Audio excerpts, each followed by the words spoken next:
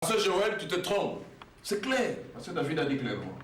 Parce que c'est Branham qui a dit. Ça sort du pasteur qui représente le message. C'est ça, non? Voilà, merci beaucoup. Donc, pour le moment, qui a parlé? J'ai répété ce que Branham a dit. Bon, pour le Nous moment, sommes des répéteurs. Hein? Pour le moment, qui a répété ce que Branham a dit? C'est moi qui ai répété ce que Branham a dit. Voilà, c'est-à-dire celui qui ne pense pas comme ça est dans l'erreur. Branham dit que c'est faux. C'est quand vous pensez. C'est faux. Oui, c'est faux. Merci beaucoup, c'est clair. Voilà. Nous allons suivre un élément, une des déclarations du pasteur Joël. Et après, pasteur David va nous dire ce qu'il a retenu de cette déclaration. Suivant. Tandis que les autres s'étaient nés là à le regarder en disant, eh bien, moi, je ne peux pas. Voyez-vous, ils étaient aveuglés. Ainsi dit frère Branham. Expliquez. Je voudrais dire ceci. Lorsque nous disons que nous avons reçu le message de William Marion Branham, lorsque nous disons que nous croyons au message, frère Branham dit que le message est une personne. Lorsque frère Branham est venu, Branham en tant qu'Élie, il a une nature. Frère Branham dit, Élie a une mère changeante.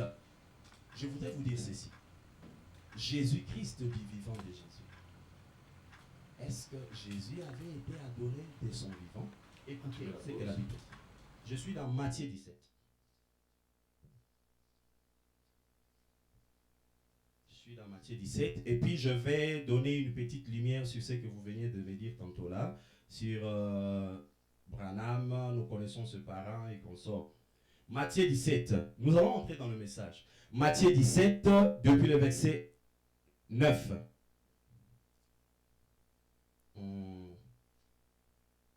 Vous avez oublié apparemment. Comme vous venez de la brochure et vous rentrez dans la Bible, il y a toujours on perd un peu le pédale, on confond les paragraphes au verset, ça embrouille un tout petit peu. Ça arrive quelquefois quand on a beaucoup de livres en face, hein, pasteur. Bon voilà, pendant que l'homme de Dieu cherche, apparemment, l'homme de Dieu cherche encore. Voilà, il a trouvé. Je voudrais dire, ce qui vous dérange, c'est peut-être le problème des vocabulaires.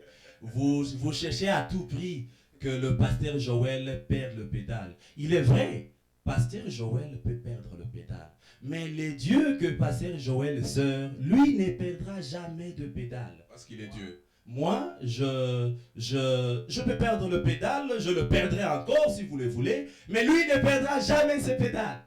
Merci beaucoup. Ça c'est, voilà, c'est que ne soyez pas surpris, parce que je crois dans une quinzaine de minutes, quelque part l'homme de Dieu peut perdre le pédale. Et il a reconnu que ça peut arriver.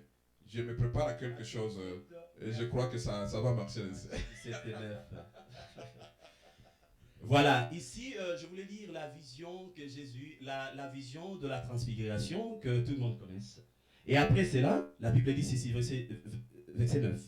Comme il descendait de la montagne, Jésus leur donnant cet ordre, ne parlez à personne de cette vision jusqu'à ce que le Fils de l'homme soit ressuscité de mort. C'est-à-dire tous ceux qui ont cherché à adorer William Marion Branham, dit vivant de William Marion Branham, mais ils étaient en erreur. Nous les condamnons tous. Puisque William Marion Branham lui-même constituait un testament. Un testament n'entre en vigueur qu'en cas de la mort du testataire. Comment est-ce que vous pourriez adorer quelqu'un de son vivant?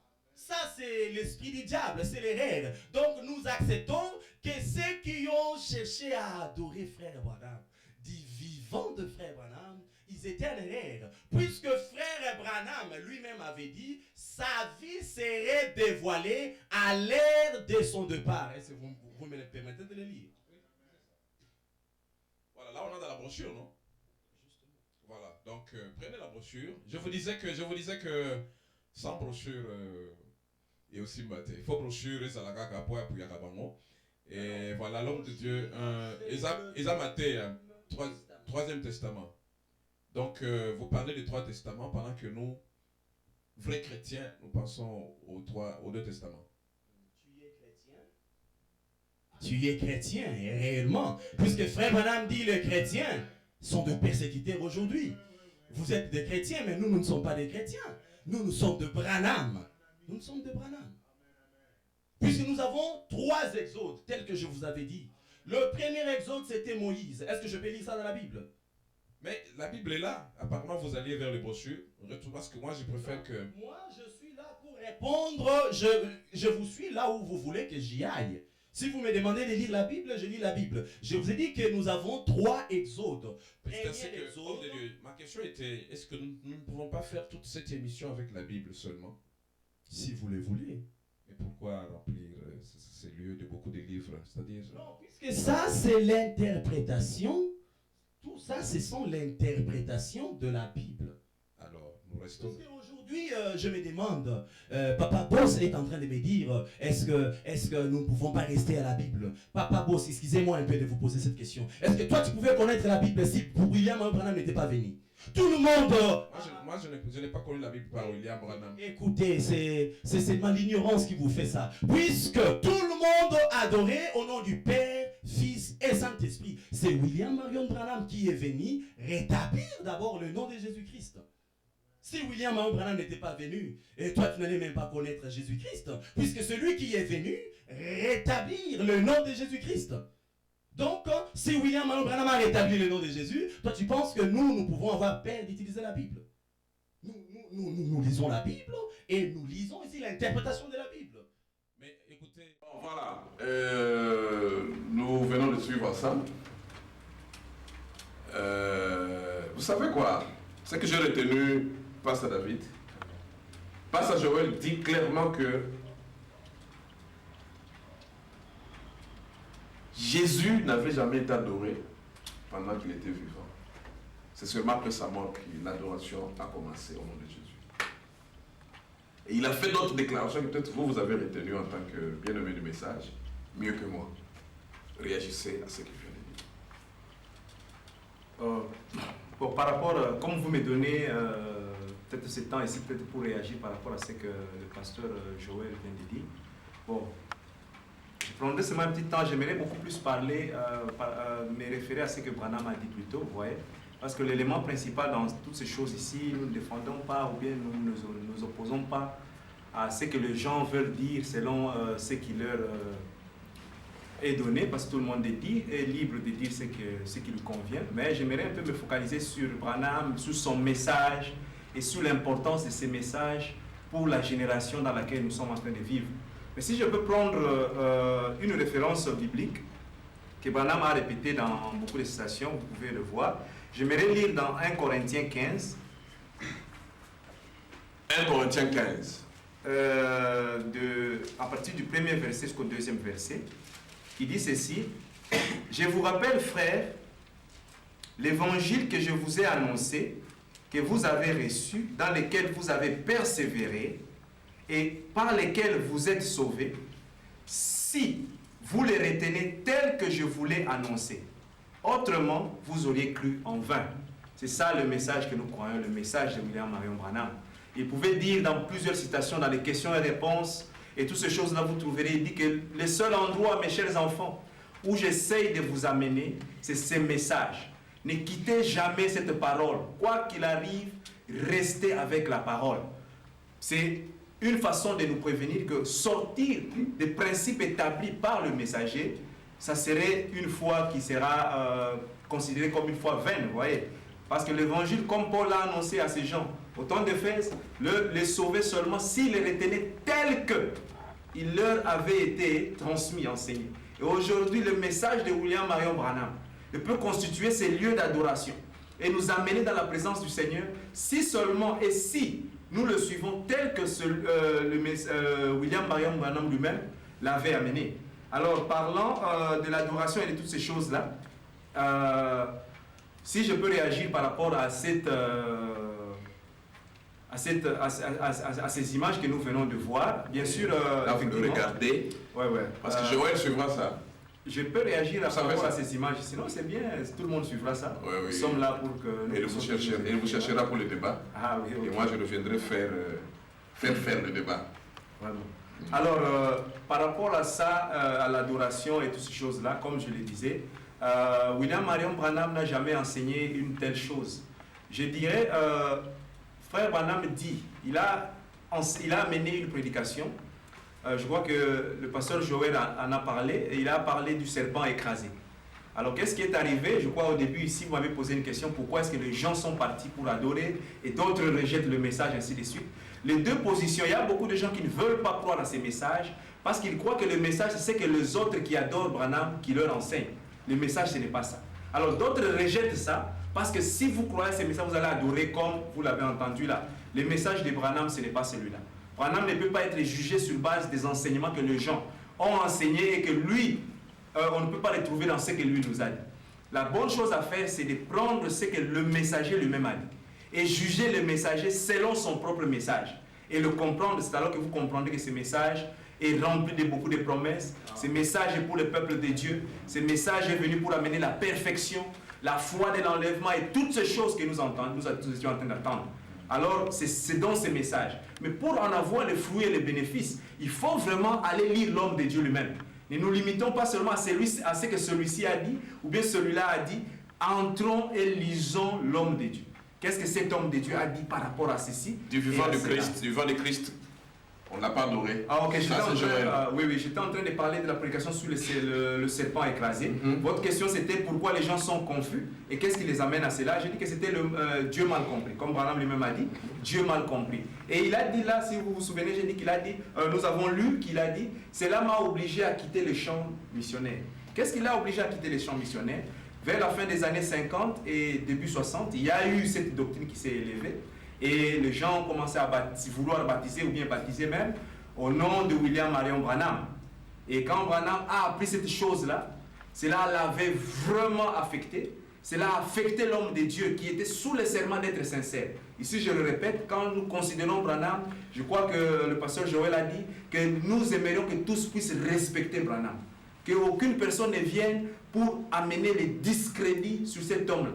Parce qu'il a amené la parole de Dieu, il a sacrifié toute sa vie, sa jeunesse, il a sacrifié et toutes ces choses-là. Il a vécu vraiment dans une condition où les autres n'ont pas vécu, nous n'avons pas vécu dans ce sens-là, pour sacrifier cela pour ces messages. Depuis l'âge, vraiment un âge très bas. Alors qu'est-ce qui est arrivé? Il a été très choqué et très affecté de voir que les gens avaient pris Jésus-Christ et ils l'ont déposé et ils ont pris Branham, ils l'ont remplacé à cette position-là. Il a dit que cela ferait de moi un antichrist. Alors je préfère rencontrer Jésus-Christ, mon Seigneur, comme étant un fouillard, une personne qui fouille le champ missionnaire, que de le rencontrer ce jour-là comme un antichrist. Alors cela est valable et avant, pendant sa vie et après sa vie. Alors, qu'est-ce qui arrive? Il a donné aussi dans le serpent écrasé, c'est une prédication que tout le monde a, vous pouvez le lire. Il a dit une chose qui est très capitale. Ainsi dit le Seigneur, cela est un mauvais esprit, n'ayez rien à faire avec cela. L'ainsi dit le Seigneur reste valable, parce que le ciel et la terre passent, mais la parole de Dieu ne passe pas. Donc ce qui pousse Joël à faire ça, c'est un mauvais esprit. C'est un mauvais esprit selon William Marion Branham, oui, depuis les années 60. Alors il a dit, ainsi dit le Seigneur. Ce n'est pas moi qui dis que c'est un mauvais esprit, mais c'est le guide, c'est le message, c'est notre exemple. Il ne va pas changer, il ne va pas changer un jour. Il ne change pas, c'est là. C'est un mauvais esprit qui conduit Joël. C'est un mauvais esprit que d'adorer William Marion Branham. Pas seulement lui, mais tous ceux qui adorent. Oui. Pasteur Joël n'est pas la seule personne. Parce qu'avec le temps, il y aura les joélistes, ainsi de suite. Oui, parce que lui n'est plus totalement dans ce que vous confessez, parce que l'adoration, lui adore Branham. Il dit que Branham, c'est son créateur, c'est Branham qui l'a créé. Contre les créés de Branham. Ça, c'est contre. Les créés de Branham et les prédications de William Marion Branham. Voilà, donc si quelqu'un a invité une fois, un jour, dans un débat, pour clarifier ce qu'il dit. Mais les trois mages qui ont adoré Christ, c'était pendant que Jésus était mort ou il était encore vivant? Bon, ça c'était une chose que nous disions par rapport à l'intervention. Christ, à sa naissance, trois mages sont venus et ils l'ont adoré. Vous savez, c'est dans la Bible, Matthieu. Donc lui, peut-être lui n'a jamais lu ça. Depuis sa jeunesse jusqu'à sa maturité. Il y a son adepte Galilée qui est ici. Il y a Siméon qui a posé la question, au bombardé la réponse à Kimi. Voilà, donc le problème c'est que... Le il y a des gens qui sont à un niveau plus élevé. Comme on dit dans le message, il y a les niveaux. Vous avez dit ça? Non, il y a la grâce. Il n'y a pas les niveaux, mais il y a seulement la grâce. Ce sont des grâces. J'ai donné l'exemple des niveaux pour vous faire comprendre le temps.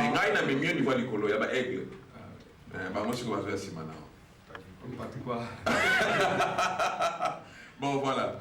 Je peux aussi ajouter, n'est-ce pas? Oui, ajouter. Siméon, il a vu le Seigneur, vous pouvez lire Siméon, il a fait la même chose. Vous pouvez lire la déclaration de Siméon. Et je crois qu'il y avait une femme là qu'on appelait une prophétesse qui était aussi dans la Bible, juste auprès là, de Siméon. Elle a aussi prophétisé sur la naissance de l'enfant. Ce sont des formes d'adoration qui ont été données en ce sens. Et je ne vois pas pourquoi on peut dire que Jésus-Christ n'était pas adoré alors qu'il était vivant. L'adoration a commencé dès les premiers jours qu'il est né. Je crois Luc vous dit qu'il y avait des bergers qui étaient à l'extérieur. Il y a une annonce qui est venue, les anges sont venus disant c'est si simple, allez voir l'enfant. Et quand ils sont partis là... Joël s'est embrouillé. Pasteur Joël, vous vous êtes embrouillé totalement. Et je suis désolé de voir enfin, si Pasteur David n'existait pas, qui allait corriger ces hérésies. J'appelle ce que lui a dit, les hérésies. C'est du blasphème, parce que dire que Jésus n'a rien fait, c'est Branham qui a tout fait. Ah non, ça c'est quand même dur. Hein? Est-ce que vous pouvez avaler des choses comme ça? Vous pouvez avaler? Bon, moi je dirais ceci, tout dépend de la façon qu'il pense là. Non, est-ce que vous pouvez avaler? On peut vous faire avaler de n'importe quoi parce que vous êtes humble au Méligal. Ah bon, moi je crois ce que Branham m'a dit. Hein. Il dit même que non, mon Dieu, Branham avait une femme. Je dis, ah, ça c'est déjà... Mon Dieu. Bon, vous semblez que dans la blague. Non, mais quand non, mais il est convaincu dans ce qu'il est en train de dire. C'est pourquoi nous disons que nous prions qu'il puisse repartir. Voilà. Merci beaucoup, Pasteur Joël. Répands-toi. Et le salut. Donc, Pasteur David, prie pour que tu sois sauvé. Pasteur Joël, sans continuer là. Dans la Blonde Soussou, Pasteur Joël. Dans la changer quand même la chose. Pour que le temps, Jésus donne encore du temps, Dieu donne encore du temps pour que tu te répandes, parce que tu vas rencontrer ma pasteur David sur ton chemin, et là, il y a une importance. Voilà, nous sommes en train d'aller vers la fin de cette émission. Est-ce que vous croyez que vous avez tout dit pour Naboyaki? Vous savez pourquoi je vous ai laissé le temps de parler? Maintenant, je vais vous révéler. Hier, je n'ai pas permis totalement au pasteur Joël d'avoir tout le temps. J'ai contrecarré, on a contre-attaqué Gotoyo pour que l'homme de Dieu, parce que ce qu'il disait, ils ont rombé la tête. Alors, quand il a un temps, c'est comme pour défier tout un peuple qui va suivre ça. Alors, dans la logique des choses, je n'ai pas permis de donner les hérésies au peuple de Dieu. Vous quand même, tout à l'heure, je vous disais, il y a une quarantaine de minutes, que les gens qui suivent vont dire que cet homme-là, c'est un pentecôtiste. Vous, à part les brochures, je ne vois rien de Branham en vous. Donc on sent que... Est-ce que vous attendez comme quand même vous êtes pentecôtiste? Ça dépend. Vous voyez, quand vous parlez du pentecôtisme, il y a eu un mouvement pentecôtiste qui a commencé en 1906. Si vous vous référez à ces mouvements-là, alors ça c'est une dénomination. Mais si vous vous référez au mouvement de la descente de la colonne de feu et de la descente de la Pentecôte là en acte des apôtres, alors tout croyant et l'église a commencé à cette Pentecôte. Merci. Mais si vous parlez de la dénomination pentecôtiste de 1906, non, pas de 1906. Depuis Acte. Depuis Acte des Apôtres, Branham était le premier pentecôtiste parce qu'il a ramené tous les miracles qui s'étaient accomplis à la Pentecôte dans son ministère, et nous croyons dans la continuité de l'Esprit de Dieu depuis la Pentecôte. Ça ne s'est jamais arrêté. Mais par rapport, nous faisons la différence par rapport avec cette vous avez bien commencé, maintenant vous êtes en train de dévier. Non, c'est seulement la continuité. Comme dans le message, on finit toujours par dévier, on savait que vous allez dévier.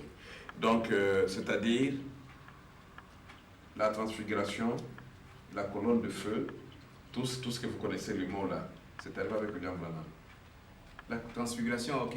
Ici, vous parlez peut-être de la colonne de feu, c'est un élément très important que de parler de la colonne de feu. Vous voyez, dans la Bible, dans l'Ancien Testament, nous avions eu une colonne de feu La présence de la colonne de feu était pour conduire les enfants d'Israël dans un exode. Ils sont sortis d'un pays naturel pour entrer dans un autre pays naturel. Mais cette colonne de feu-là était aussi pour accompagner un prophète. Cette colonne de feu-là qui confirmait le prophète et son message qu'il a donné. Au temps de Paul, il y a aussi eu la colonne de feu qui était venue pour confirmer la présence de Dieu et l'appel de Paul. Et dans ces temps ici aujourd'hui, nous avions eu une colonne de feu qui a été photographiée sur l'homme William Marion Branham. Ça, même vous lisez un peu ces choses-là, parce qu'effectivement, quand nous nous limitons à dire, c'est comme si nous créions, nous composons ces histoires-là. Ça, quand vous allez aux États-Unis d'Amérique, dans le Washington DC là-bas, ils ont placé cette photo-là, disant que c'est le seul être surnaturel qui ait jamais été photographié. Ce sont ces critiques, ce sont les gens qui critiquent